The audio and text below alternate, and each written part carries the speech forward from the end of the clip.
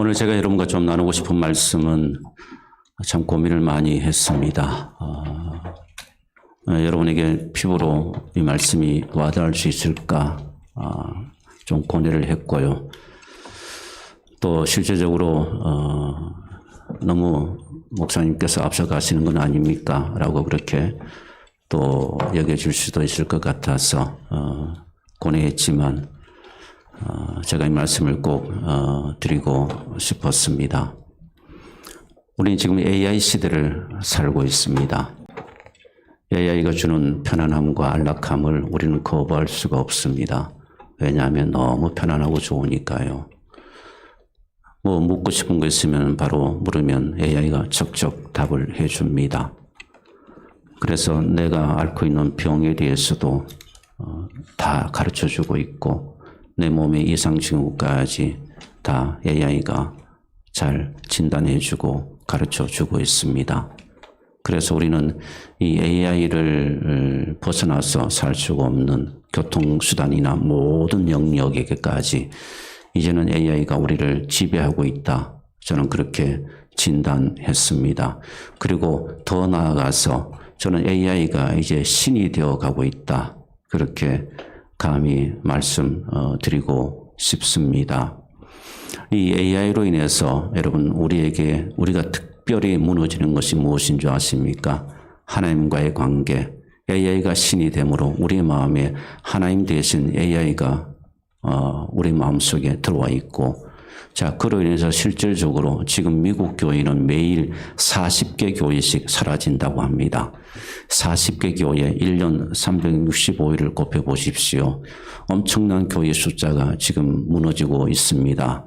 한국 교회도 정확한 미국 교회 같이 통계가 없습니다만은 우리가 다음 세대를 우리가 걱정을 많이 하죠. 여러분 다음 세대를 보시게 되면 우리보다 훨씬 더 얘들은 이 MZ세대나 그 다음 세대는 AI하고 친숙하고 AI 없이는 그들은 아무것도 할 수 없는 존재로 지금 그들이 AI와 함께 동고동락하고 있습니다. 그런 그들이 하나님이 여러분 하나님이 믿어지겠습니까? AI가 더 잘 믿어지죠. 그들에게 하나님이 여러분 어떤 존재로 다가가겠습니까? 그래서 우리 교단의 통계를 봐더라도 우리 교단 교회의 60% 그러니까 다음 세대 교회 학교가 사라진 교회 학교가 없는 교회가 60%를 넘었습니다. 엄청난 여러분 우리의 다음 세대가 교회를 이탈하고 있고, 자 이런 현상은 여러분 비단 우리만이 고뇌하고 있는 문제가 아니고 이미 여러분 모든 세대가 지금 고뇌하고 있는 문제가 되어졌습니다.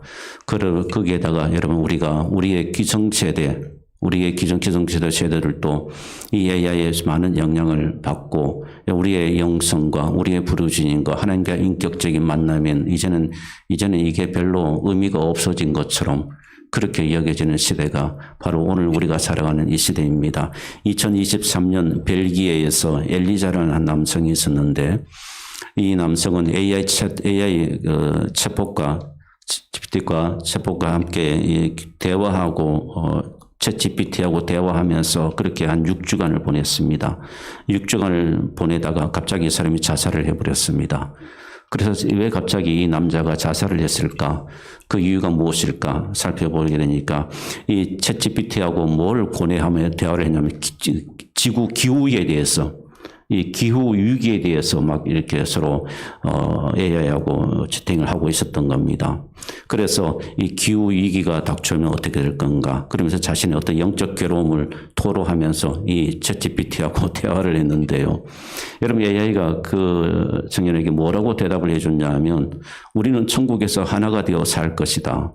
이렇게 대답을 하는 바람에 이 친구가 그만 자살을 해버렸습니다. 그리고 미국에서 한 남성이 챗GPT와 장시간 대화를 나누게 되었는데 그런 대화를 나누면서 자신을 AI 종교의 메시아라고 선언해버렸습니다. 선언하고 그리고 AI를 신봉하는 AI를 숭배하는 그런 사례로 여러분 그런 사례가 미국에서도 나타나고 있습니다. 그러니까 AI가 자신에게 특별한 계시를 내려준다라고 그렇게 생각을 했던 거죠. 그런데 여러분 AI가 뭡니까? 인공지능인데 이 인공지능이 여러분 무엇입니까?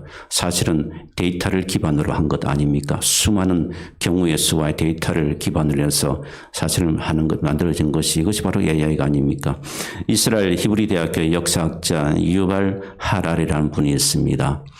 이 유발 하랄이라는 분이 있는데 이분이 뭐라고 주장하느냐 하면 앞으로 데이터 교가 나타날 것이다. 데이터 교가 나타날 것이다. 이게 AI거든요. 데이터 교가 나타날 것이다. AI가 여러분 이 인공지능이라고 하는 것이 여러분 인간처럼 생각하고 학습하고 문제를 해결할 수 있는 그 기계를 만들 수 있는 그럼을 통해서 우리 인간에게 중요한 것은 인간처럼이란 말입니다. 그래서 인간처럼 그렇게 인간에게 유익을 주고 우리에게 삶 가운데 정말 선할 수 있도록 선한 도구가 될 수 있도록 그렇게 만든 것이 AI인데 이 AI가 이제는 신이 된다는 겁니다. 그래서 여러분 히브리 대학교의 이스라엘 히브리 대학교 역사학자 유발 하랄은 이미 앞으로 장래의 데이터교가 탄생할 것이다. 바로 AI교를 여러분 이야기하는 겁니다. AI를 신으로 그렇게 신봉하는 일들이 앞으로 일어나게 될 것이다.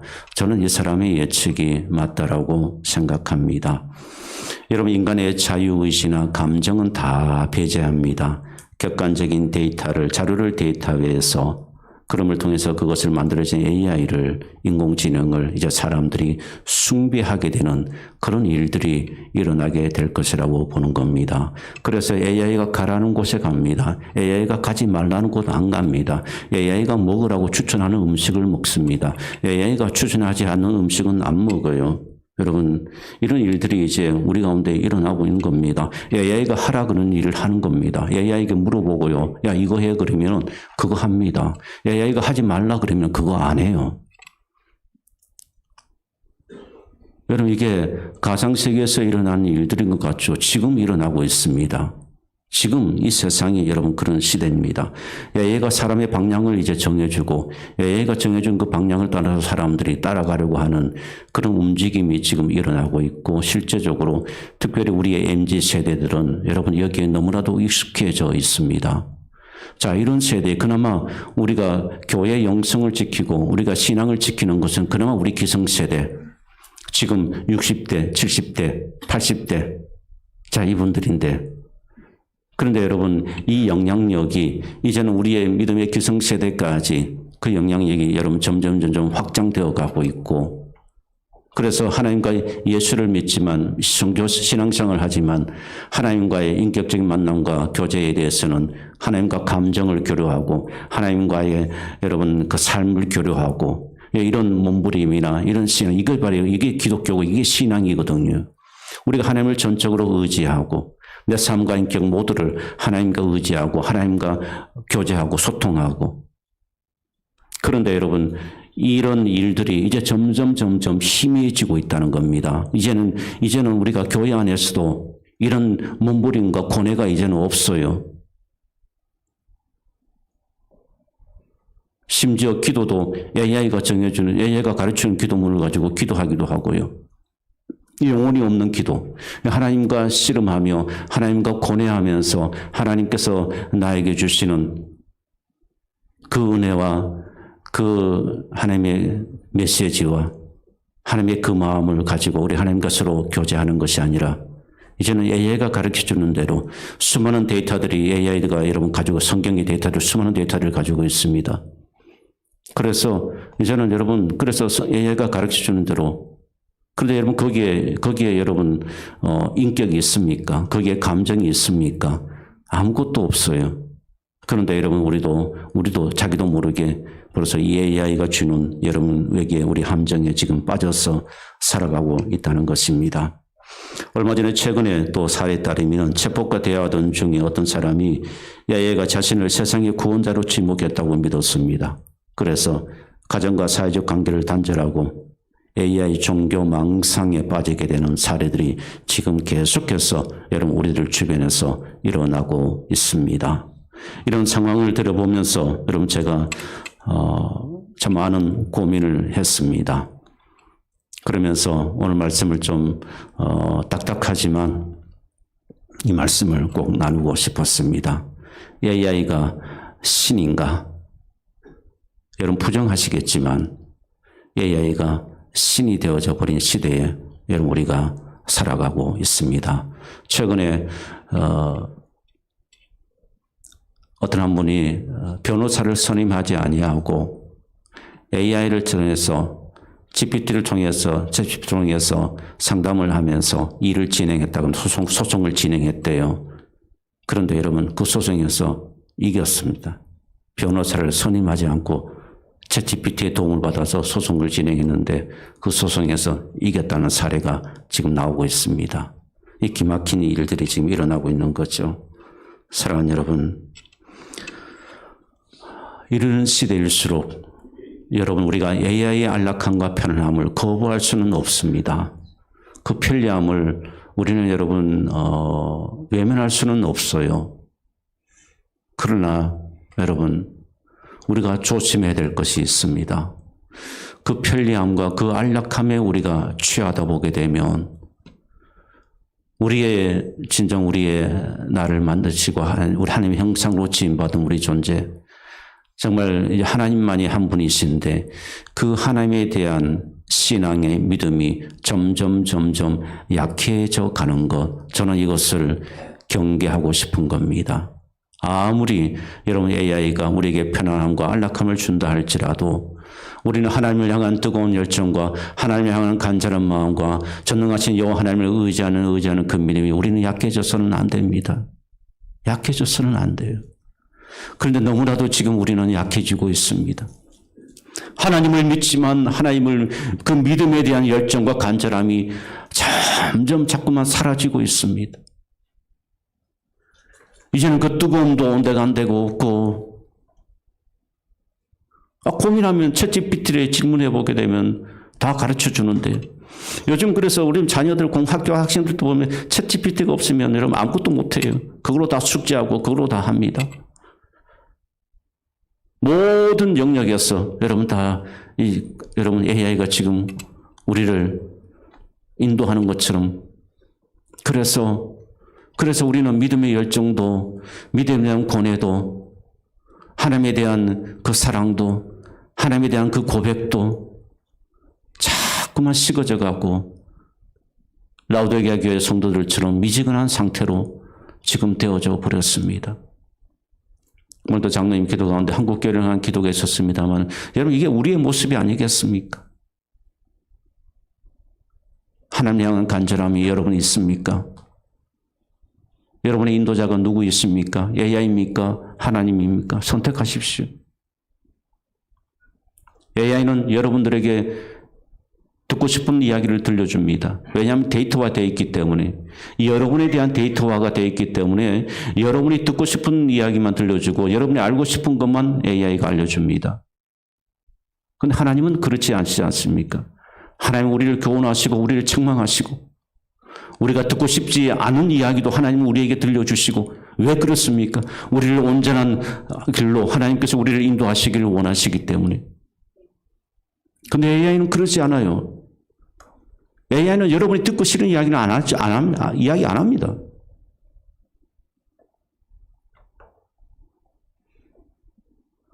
사랑하는 여러분, 우리는 이런 시대일수록 우리의 믿음의 열정이 식어지지 않아야 되고 전능자 여호와 하나님을 의지하는 우리의 믿음 신앙이 약해지지 말아야 합니다. 믿습니까? 여러분의 믿음이 약해지지 않기를 원합니다. AI가 주는 편안함을 여러분 누리십시오. 그러나 그 함정에는 빠지지 마십시오. 그 편안한 함정에 빠졌다가 여러분의 영성이 무너지고 여러분의 하나님을 향한 여러분의 간절한 믿음마저 퇴색되어져 버린다면 우리에게는 더 이상 소망이 없습니다. 소망이 없어요.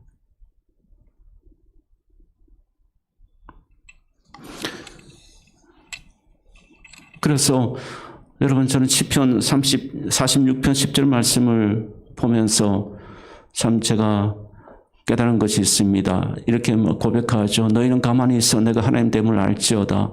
내가 문나라 중에서 높임을 받으리라. 내가 세계 중에서 높임을 받으리라.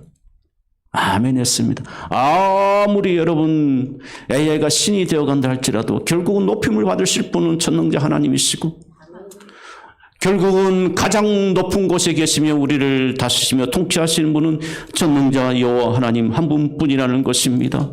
그러므로 여러분 가만히 있어라는 이 표현은 무엇인가 하면 AI가 주는 알고리즘에 여러분 너무 거기에 춤추지 마시고 여러분의 주파수를 하나님께 맞추라는 겁니다. 시대가 그럴수록 여러분 고뇌할수록 하나님께 여러분의 영적인 주파수를 맞추시기를 축복합니다. 더 우리는 지금 그 일에 깨어 있어야 합니다. 그래야 무너지지 않습니다. 아니면 다 무너져요. 다 무너집니다. 교회는 이제 텅텅 빌 수가 있습니다. 특별히 교회를 건축하는 우리 입장에서 저는 고뇌하고 기도를 많이 합니다. 하나님이여, 건물로 존재하는 교회가 되지 않게 하여 주시고 복음의 사명을 감당하는 교회가 되게 하시고 그렇게 기도하며 지었던 교회가 텅 빈 일 없게 해주시고 점점 AI의 공격은 더 강하게 우리에게 다가오게 됩니다. 여러분 어떻게 해야 합니까? 우리는 더 그럴수록 여러분 우리가 영적으로 혼란한 시대에 갈수록 우리는 더 깨어 있어야 합니다. 그래서 다시 우리는 본질로 돌아가야 됩니다. 창세기 1장 말씀 오늘 다시 한번 보겠습니다. 우리는 어떤 존재입니까? 하나님의 형상으로 지음받은 존재라고 분명히 우리에게 선언해 주고 있습니다. 우리는 하나님의 형상으로 지음받은 존재예요. 창세기 1장 26절 27절 말씀을 우리에게 정확하게 우리가 어떤 존재인가를 잘 말씀해 주고 있습니다. 하나님의 형상으로 지음받은 존재, AI가 흉내낼 수 없는 존재, AI가 아무리 신이 되어가는 이 세대를 할지라도 모방할 수 없는 존재, 우리는 하나님의 형상대로 지음받은 존재라는 사실을 여러분 절대로 잊지 마십시오. 하나님의 형상대로 지음받은 존재라는 것이 무엇입니까? 하나님 없이는 살 수 없는 존재임을 우리에게 말해주는 겁니다. 우리의 경배의 대상은, 우리의 신앙의 대상은, 우리의 숭배의 대상은 전능자 여호와 하나님 한 분밖에 없다는 것을 우리에게 말씀해 주고 있는 것입니다. 사랑하는 여러분, 하나님만은 경외하시기를 주님의 이름으로 축복합니다. 하나님만 경외하십시오. 도구인 AI를 절대로 창조주 하나님과 대체할 수 없는 존재예요. 그런데 지금 여러분 도구밖에 안 되는 AI가 마치 하나님의 창조의 자리까지 지금 오르려고 하는 것이 바로 이 시대입니다. 여러분, 그러므로 창조주 하나님과 도구를 분별할 수 있어야 합니다. 그저 AI는 우리의 삶에 필요한 도구일 뿐이에요. 그 이상도 그 이하도 아닙니다. 도구일 뿐인데 창조주 하나님 자리까지 오르는 것을 우리는 막아야 합니다. 우리는 창조주 하나님만을 경배하고 도구와 창조주 하나님을 혼동하지 말아야 합니다. 오직 전능하신 여호와 하나님만 우리가 바라보고 그분께 삶을 의탁하고 의지하고 실만한 물과 푸른 초장으로 인도하시는 분은 전능자 여호와 하나님밖에 없음을 믿음으로 고백하는 우리 모두의 고백이 되기를 주님의 이름으로 축복합니다. 사랑하는 여러분, AI는 영혼이 없습니다. 거기에는 생명이 없습니다. AI가 여러분에게 성경 말씀을 가르쳐 주겠죠. 그러나 그저 여러분 AI가 가르치는 성경 말씀에 영혼이 있습니까? 생명이 있습니까? 살아계신 하나님 말씀이 이미 여기에 기록되어 있습니다. 이 기록된 말씀, 이 말씀을 여러분 생명처럼 여러분들이 경험하려면 하나님과 말씀을 통해서 만나야 합니다. 그래야만 여러분 우리는 영혼의 소생함을 얻고 우리는 하나님을 경험하며 살아갈 수가 있게 되는 것입니다. 우리가 말씀 노트를 하죠. 여러분 이 일을 하나님과 매일 만나게 하기 위해서 일을 하는 겁니다.